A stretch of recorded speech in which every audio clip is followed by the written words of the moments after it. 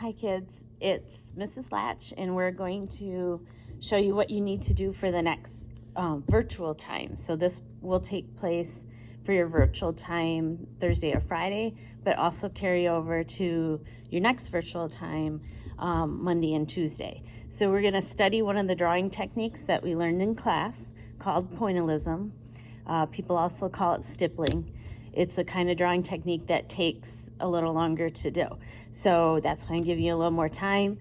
And I want a lot of effort on this. I want you to try to impress me, do something that you're very interested in, so that you're passionate about putting a lot of work and effort in. I don't want to see your fastest work, okay? Fast artwork usually is not good artwork. So we want to take our time and do our best work. So what you're going to do is get yourself like a 8.5 by 10, 8 by 10, 9 by 12, whatever kind of paper you can find in your house. If you don't have any like white paper or drawing paper, you can just use notebook paper. That's fine too. So I have my paper and some different things you can use. I'm gonna demo with the extra fine Sharpie. Sharpie comes in different sizes. This one is called regular fine tip. This is extra fine. If you don't have those, you could also use Crayola marker. I'm going to do mine black and white. The samples that you're going to see are black and white as well. If you are fancy and you have special micron pens or other special pens, those are really helpful too. And there is usually a number on the end of the micron pens that tell you different sizes of the tip. So you can get really small or a little bit larger. I'm just going to show you that if you like this technique and you want to try some different things too, you could do it on black paper, but you would need some kind of tool that writes white.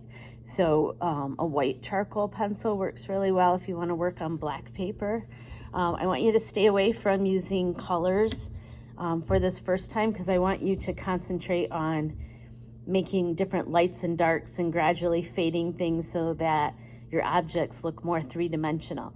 And I think it will help you to do that if you limit your color choices to just one color. So the color I'm choosing is black, but if you would rather choose like a different one color piece, that's fine as well.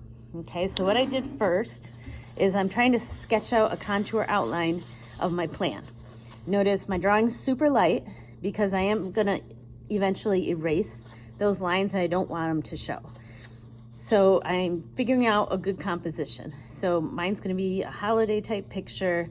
I have a candy cane up in the foreground up close. I have a cup of steaming hot cocoa here. The steam's rolling off. I have part of a window showing in the background. Remember the things we talked about that make a good composition. So blowing things up, cutting things off, filling the space. Those are all things that you'll want to consider when you're figuring out your composition. Okay, so once you have your composition figured out, then you can start taking your tools and you're going to start making your dots. I want to think about how my light source is going to hit my objects. So part of my objects will be in shadow, and then it will gradually grow lighter. And how I do that with dots is if I'm trying to make something darker, I put more dots and I put them closer together. If I'm trying to make something look lighter, I space out the dots, don't put as many of them, and then that will gradually turn you from light to dark. So an example that I want to show you right now that I'm working on. Okay, so this side of the cup is going to be in shadow. So my dots are really close together and there's lots of them. And then as they're going this way towards the cup, there's fewer of them. So that gives me a lighter value. So obviously this kind of work is going to take you a while to do. And that's okay, because good art takes a long time. We are going to get appreciation for artists and what they do and how much time and effort they put into things to make things interesting or beautiful or whatever kind of reaction they're trying to get from their viewer. Okay, so you're gonna be dotting away. It actually is pretty zen-like. Like, I don't know, I kind of get in a zone, and it's kind of relaxing and therapeutic for me to do this sort of work. So you can even do it sitting in front of the TV, you know, listening to your favorite show, listening to your favorite music, and it just, time seems to just kind of go away, and you just kind of get in the zone, and it's very relaxing. So I can't wait to see what you guys make. So you're going to bring your finished piece back on Tuesday.